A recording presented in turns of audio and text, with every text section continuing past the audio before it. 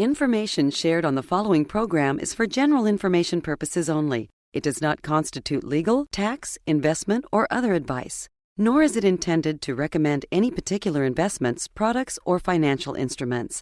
Always seek advice from your financial advisor, attorney, or accountant with regard to investment, legal, or tax questions. Welcome to the only show in the country dedicated to helping savers worry less about money, the Worry-Free Retirement, with your host, nationally recognized retirement specialist and six-time author and fiduciary, Tony Walker.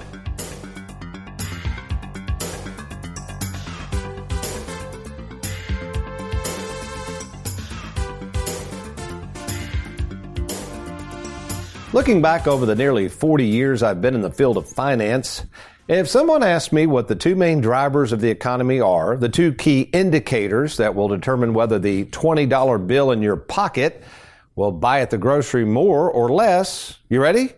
Those two key indicators are interest rates and oil prices. That's it. And if a rare individual knows what the future will hold in terms of interest rates and or oil prices, well, that individual who controls the financial world around these two items can stand to make a lot of money having such insight. And when it comes to those advising us on our money, this ability to know more than we do and having an advantage over us is oftentimes referred to as a conflict of interest, or something the old-timers used to refer to as the fox guarding the hen house. And it's not just a Wall Street executive who might be predicting the future gains of money based on oil prices or interest rates. It's also the advisors advising savers on where to invest their money, while all along never sharing with the saver how much the advisor is going to make on the transaction. Which is why today I'm going to share with you the telltale signs of what a conflict of interest looks like and what savers can do to spot that fox in their financial henhouse before turning over their life savings to them. So, let's get started. Well, welcome folks to the Worry-Free Retirement, and yes, I am that little man in the sweater vest retirement planning specialist and fiduciary, Tony Walker. And before we share with you how to spot the fox watching over your financial henhouse, let me introduce two folks in the studios. Actually, one of those young lads is here with us every week. That would be America's favorite financial sidekick, Mr. Aaron Orender. Good morning, Aaron. Good morning. And we also have a wonderful surprise. That's right, my favorite son-in-law and fellow fiduciary and Chief Compliance Officer, Mr. Trey Juergens. Good morning, Trey. Good morning. Thank you for having me. Oh, you're so welcome on such short notice as well. Thank you. 7 minutes notice. So. You know, I was sitting here thinking about how long have you been at Tony Walker Financial now? Actually, last week was 7 years. Oh my gosh, I'm sorry, I forgot. Happy anniversary. Gee, thanks. Yeah. Aaron remembered. And did you ever think in your wildest dreams when you were peddling sporting goods equipment at Dick's Sporting Goods that you would actually be the Chief Compliance Officer of a firm with more than 3,000 clients, assets under management of over $250 million, and a firm that's written over $600 million? Trey, in your wildest imagination, could you have ever believed you were in this position? Absolutely not, no. And me either. It kind of reminds me, speaking of conflict of interest, did you ever hear me tell that story about a gentleman by the name of Tony Gordon? No. And this was years ago. I don't know if he's still alive, but Tony Gordon, back in the day when I first got in the business in the 80s, I would ride around and listen to cassette tapes of motivational speakers or people who had spoken at conferences trying to learn the business. I mean, it was really a fun time, actually. And so a guy gave me a tape by a guy named Tony Gordon, and he was apparently lived in England, but he was like this mass producer of life insurance. I mean, well known around the world, spoke all the time. He was a funny guy. But he was talking about this conflict of interest issue, and he said when he first got in the business, he was like in his early 20s, and he said he started out with a large life insurance company. And back then, they still do, but back then they had what's called sales managers. Mm-hmm. So he said the sales manager, he said there was about 20 of us that sold, and this one sales manager had this big office, kind of like a bullpen overlooking all these guys running around trying to sell life insurance. And he said in his British accent, as best as I can imitate him, he goes, "Tony, I want to take a drive with you out in the country." So he said, I went on this drive with the sales manager, and the sales manager drove through the beautiful countryside of England and stopped at this huge hill and looked over the countryside and said, "Tony, if you work hard and do everything I'm telling you to do, if you sell lots of life insurance and take care of thousands of people, Tony, do you see all of this?" And Tony said, yes, I see it. He said, great, you keep working hard because one day, Tony, all of this, Tony, will be mine. So the point was, the sales manager wasn't looking out for Tony Gordon. He was looking out for himself. Yeah. So I think that's what we want to talk about, Trey. Now that you've been with me 7 years, right? Yeah. I mean, and by the way, you've done a masterful job. And all kidding aside, folks, he is our chief compliance officer. As fiduciaries, I know a lot of advisors are flying under the radar of these regulators. They don't want to be regulated because who knows what's going on behind closed doors. We are regulated. We're under the Securities and Exchange Commission. We're happy to do it. It's very expensive. It's an arduous task. But we want people to know that we are out here working in your best interest. So Trey's job, not only does he see a ton of people as a fiduciary in our Louisville office, but he helps oversee that along with a lot of money we spend for consultants. So, I mean, can you speak to that just a little bit of why that is so important for clients to consider working with fiduciaries? Yeah, so being registered with the SEC, Securities and Exchange Commission, we transitioned over from state registration in 2022. It has to do with how many assets you have under management. And when you really boil compliance down, it's following what you tell the SEC you're going to do under their regulations, doing that, and then being able to prove that you've done it all along. So in these checks and balances and weekly, monthly, semi-annual, annual tasks that we have to do, we just have to basically keep up on everything, prove that we're acting in the best interest of our clients, discussing any conflicts of interest, not that we have any major conflicts of interest, selling insurance products and being an investment advisor is one we have to mention. It's not necessarily a conflict of interest when we're very transparent with any fees or commissions on the front end, but just disclosing is really. Yeah, and I was going to say I like that term you had there, but I'll use an example of conflict of interest because sometimes people will say that. Although we have to express if there is a conflict of interest. Mm-hmm. I've had clients go, "Well, give me an example." Well, let's go back to that. So let's say, folks, and we do a lot of annuity work. The annuities have to go through insurance companies. We always disclose our commissions. I mean, that has to be disclosed. Yeah, legally. Yeah, legally. But let's say, though, I owned a large insurance company, which obviously if I owned it, I could benefit from the sale of annuities, right? I would say so, yeah. Okay. But we didn't tell people that. So let's say I owned Shifting Sands of Texas. And everybody that came in, although we could sell annuities with other companies, just happened to go through Shifting Sands of Texas. The SEC would require that I tell people, tell me if I'm wrong, Mr. Compliance Officer, I would have to tell that insured, that applicant to say, hey, by the way, if you do purchase an annuity through Shifting Sands of Texas, you realize I'm the owner of the company, I will make more money. That would be an example of disclosing a conflict of interest, Absolutely correct? Right. Okay. Well, here's the problem, Trey, and here's the problem with you folks out there listening. Many people in the financial world, unfortunately, and I do say many on this, are not willing to be transparent. That's the key word, transparent about any potential conflicts of interest. Now, let me say this, and I mean this, and we try to do the best we can. There basically is always that chance there could be a conflict of interest. And that could be all the way down, you're riding down the road and you hear a financial entertainer who says, well, I don't sell any products, right? I don't sell commissionable products. I don't manage money, but they're peddling something. Right? I mean, they're peddling books, they're peddling endorsements, they're peddling something. So here's what I would say as we listen to the rest of this show, folks. It's going to be good stuff. Anybody, including a little man in a sweater vest, even though we're registered, you always have to look at that individual giving you advice and asking this question. What do they stand to gain if I accept their advice? So when we come back, it's not just in the financial world, it's in other relationships that this conflict of interest can rear its head. But we're going to give you some really good, poignant examples of what you need to be on the lookout for to make sure that the advisor or the financial soothsayer giving you advice is acting in your best interest. I'm Tony Walker, along with Trey Juergens and Aaron Orander. We will be right back.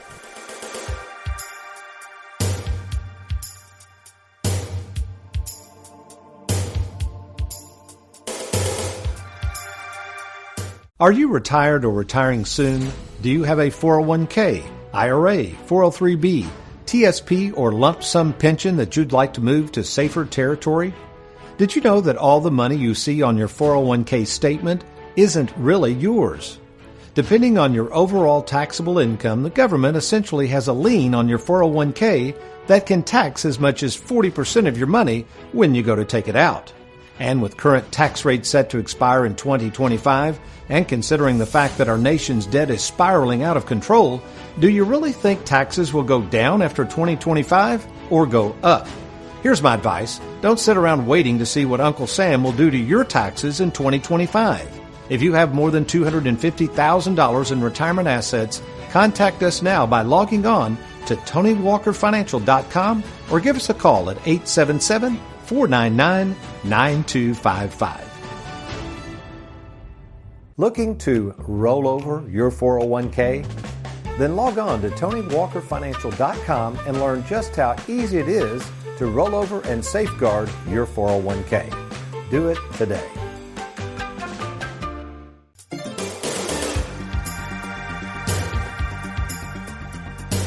Welcome back to the Worry-Free Retirement. Fiduciary Tony Walker here, along with fellow fiduciary Trey Juergens and Mr. Aaron Orander. Having a good time talking about this. This has actually been a fun topic. We're talking about the idea of conflict of interest. And in case you're just now joining us, it's kind of interesting that although this is a retirement planning show, folks, there's actually, I looked this up. You know, you can find anything on the internet, Trey. Did you realize that? It's a scary place. Oh, and it's got to be accurate. I mean, it's the internet. But anyway, this was kind of funny. I said, what are the types of conflict of interest? And it was interesting. I found an article that said there's actually romantic conflicts of interest. In other words, conflicts of interest where somebody stands to gain from taking advantage of a relationship. So you have romantic, relational, financial, competitive, and confidential. And I thought, again, what do they all have in common? They all have in common that there's the supposition that both parties are trying to work in each other's best interest. Does that make sense? Sure. But that's not always the case, is it? No. So that's the point, folks. When you're out here in the financial world, especially if you're a saver. I had someone in the office yesterday, and many people say this. They'll just look at me honestly and they'll say, Tony, I worked hard at X all my life. I knew that world well. I know nothing about this world. Mm-hmm. How many times have people just told you that? Daily, yeah. Yeah, nothing. They admit it. So they're getting ready to make decisions on their life savings. This is kind of confounding, really, when you think about it. 30 or 40 years plowing away at work, socking away money, let's say in their 401k, and in 30 or 45 minutes they're going to meet with a complete stranger possibly. Trust that stranger is not working in their best interest, but rather working in the client's, and turn over their life savings. It's pretty scary. It is really scary. So folks, you've got to understand something. This conflict of interest is a real deal. If you're just now joining us, we talked about as fiduciaries, as registered investment advisors, we are required by law to be what we call transparent. I'm going to get into the 4 things to look for in an advisor. You have to understand something, folks. We're dealing with the real world. And as you know my personality, Trey, now that when did you first start dating Lacey? How long have we known each other? Would that have been? Going on almost half our lives. Okay, so yeah. Would you agree that you would say I'm kind of a contrarian? I would say that, yeah. So folks, a contrarian is somebody that looks at the masses. What are the masses doing? Generally wants to step back because the contrarian believes, wait a minute, if everybody's going that direction, they tend to be skittish. And I'm like that. I'm like, wait a minute, I'm not going to follow the herd. In fact, I felt so strongly about not following the herd all my life. I wrote a book about it called Don't Follow the Herd. You can purchase it from any major bookseller. Wrote it years ago. And I just love the idea of taking my first 25 years in the business, I'm coming up on 40 now, and just kind of reflecting on what I've seen. And that is most savers, as we're talking about, they tend to follow the herd. My question is why? It's because they trust the financial world. Mm-hmm. So they follow along because that's what everybody else does. This contrarian attitude back around 2000, 2002, when I was going through a program called Strategic Coach, I remember one of the financial advisors in there, he said, hey, have you ever read William Wellman's book, The Great 401k Hoax? I said, never heard of it. I've got it in my hot little hands. Great book. You've read this book, haven't you? It's a good one. What would be your takeaway from Mr. Wellman's take on the introduction of the 401k? So let's set the premise, folks. Remember, in 1978, when the 401k was first introduced, as I like to say, when Wall Street jumped on Main Street all of a sudden, the vast majority of savers would have never invested in the stock market. That has been proven. Yeah, that has been proven that most savers didn't even really understand the stock market. Obviously, Wall Street came in with all these mutual funds. They were told that, hey, over the long term, you'll make a lot more money, just invest in these. So they jumped on board. And what Mr. Woolman found out is this whole 401k thing was started by employers who didn't want to offer pensions anymore, and Wall Street who could come in and enroll people, and we saw the growth of the mutual fund industry explode. Oh, yeah. You had millions and millions of savers. And this is little stuff that Mr. Woolman talks about in his book. Again, it's called The Great 401k Hoax. As an example, he uses this. And this is a true statement. The stock market always goes up. Is that true or false? Over time. Over time. But what he says is, you got to remember, folks, we're not dealing with 50 or 60 years. We're dealing with your retirement. And what Mr. Woolman's reminding us of, if we have a down market and you are in the stock market and you're retired, folks, you're in deep you-know-what. On page 20, he mentions this. He says, what can only be called stock market depressions follow the first three bubbles. In other words, when the market goes up, listen to this. In each case, when there was a bubble, now I don't know if we're in a bubble as we record this show in April 2024, but the stock market is at all-time highs, right? Mm-hmm. Okay. Yeah. If you're 40 or 50, so be it. But if you're 65 or 70 and you've got all your money still riding that bubble, listen closely. If past is prologue, here's what's happened. In each case, when the bubble burst, it took 20 years for the market to surpass the highs of the bubble. Okay, Trey, you're 65 years of age. You're riding high in the stock market. As the old saying goes, what got you there may not keep you there. You're going to leave it there because it's done well. We meet with advisors, but we meet as the advisors. We meet with the client. They come in here, they got these 401ks, and my first question is always, what if we could accomplish your goals and objectives without all this risk? How do most savers respond to that? Oh, absolutely. Absolutely. Because they know intuitively that this is risky. They don't know about the past market. We might have to remind them of that, but they know if that market tanks and they're retired, they're in trouble. Oh, yeah. So, folks, you have to take a contrarian look at things. Quit looking at what everybody else is doing and look at the facts. The facts are, if you are a saver and you're retired or nearing retirement, you at least ought to consider moving some or a good portion of that money into safer territory. Now, in order to do that, in order to understand whether that's going to be in your best interest, you got to have a plan. And as Trey Jurgens, as we're sitting here thinking about this, I mean, well, you had somebody, we can now give testimonials, we don't have to give their name, but what did that couple say to you the other day? They've been shopping around advisors all over. You had gone over the final game plan. They became a client. What did that one gentleman say to you? Yeah, he said they've interviewed 3 to 4 other advisors and they had never seen anything like our income planning software. And just the fact that we were presenting their final game plan took a lot of risk off the table, took a lot of money out of the market because they were getting very nervous with where things were. And we presented that binder and they were just befuddled at how organized their financial future was. And that they didn't have to take all that risk. Exactly. And then we had another lady. I'm trying to get her on the show. She is hilarious. I think it was his wife. It may have been the same couple. Remember, she said when she first saw this game plan, wow. Wow. And I looked at her, I go, hey, can I record you saying that? She goes, why? And I go, oh, man, that was a wow moment. So maybe that's you. You're looking for that wow moment. You're looking for a written game plan that can prove to you that possibly you don't need to take all this risk. Maybe you're worried that the advisor advising you has a huge conflict of interest. I mean, let's face it, folks. When we come back, I'm going to share a case study with you. It is going to blow your mind.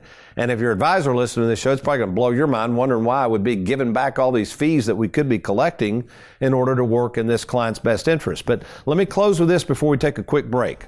There's basically 4 things you need to be looking for when shopping for an advisor. Now, this does not guarantee, and I'm going to take up for advisors who aren't fiduciaries. Again, I think there's advisors out there that technically are not fiduciaries. Doesn't mean they're bad people. They could still give you good advice. But this is in general what I would be looking for. If I'm a saver, if I'm retired or retiring soon, I would want these 4 key ingredients, a checklist, if you will, before I turn on my life savings to somebody. Number 1, is that advisor a fiduciary? And what form can you ask for, Trey, if they say, yeah, I'm a fiduciary, to back that up? What is that advisor required by law to give them to prove it? Form ADV 2A. ADV 2A. Okay. If they don't give you that, folks, they're not a fiduciary, right? And their Form CRS, by law, they're supposed to provide you before ever having any discussion about your finances. So those 2 are a given. All the other information, brokercheck.org, that's always a brokercheck.org, yep. resource to check out. But yeah, you definitely want to make sure they have the right documents. All right, very good. Number 2, Are they independent? And again, we're not slamming people who work for large organizations, but I did meet a guy yesterday. He was funny. He goes, yeah, I went to a fella, nice guy years ago, and I've been working with him. But he said it seemed like he worked for a big, huge firm. He has a small office, worked for a big, huge firm. He said it just seemed like he was parroting everything that his employer was telling him to peddle, whether what mutual fund or annuity. He said, I didn't feel like I was getting any independent advice. So Tony Walker Financial, we are independent of Charles Schwab. We have investment advisory agreements with them, but we don't work for Schwab. We are independent of all the insurance companies we place your annuities through. We are agents. We are not employed by those insurance companies. Technically, we're employed by you. You're our client. You're our boss. Number 3, does the advisor have experience in both Main Street and Wall Street? There's an interesting article that came out regarding these target date funds, and it seems like, is it BlackRock that they're now going to somehow mix in annuities within these target date funds? What's that all about? That is wild. Yeah, there's actually quite a few of these custodians that are trying to play both sides now. And I think it's getting more and more complicated. They're trying to make these target date funds the easy button, as they would say.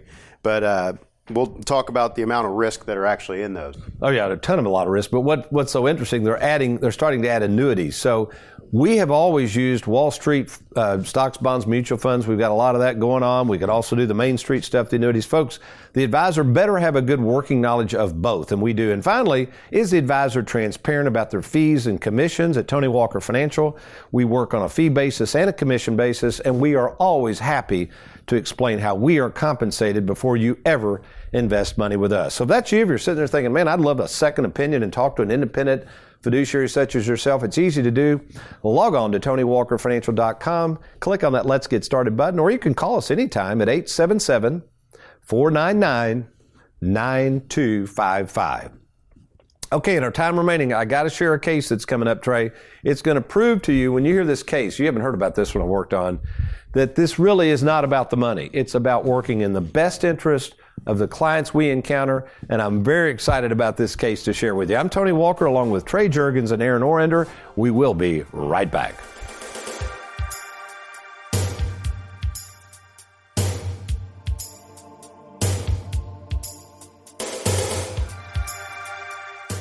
Our employee spotlight shines brightly on Miss Wendy Kelly. Good morning, Wendy. Good morning.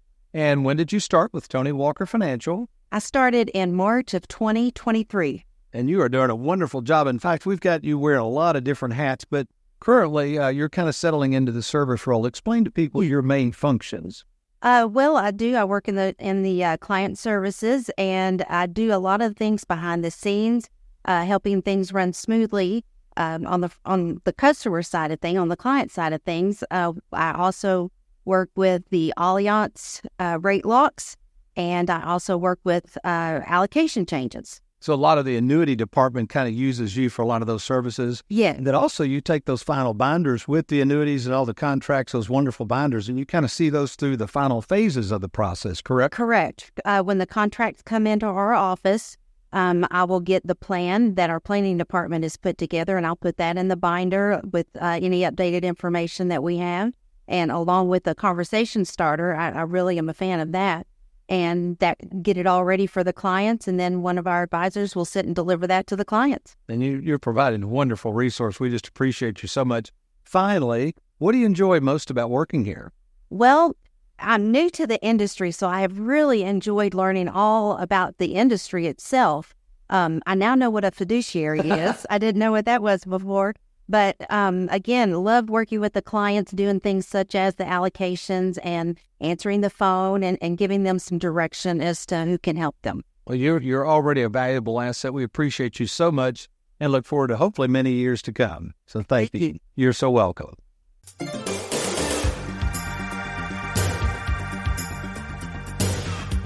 Hey folks, welcome back to the Worry-Free Retirement. I am Aaron Orender, and our latest client spotlight comes to us from a longtime client who posted this review on Better Business Bureau.